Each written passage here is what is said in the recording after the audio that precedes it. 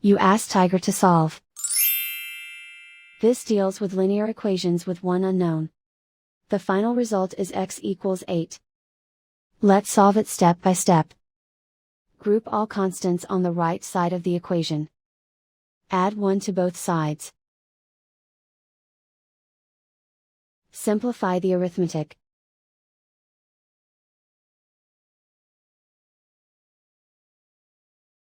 Isolate the x. Divide both sides by 4. Simplify the fraction.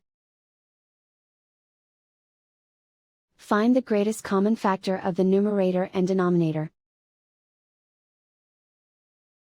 Factor out and cancel the greatest common factor. And so the final result is x equals 8.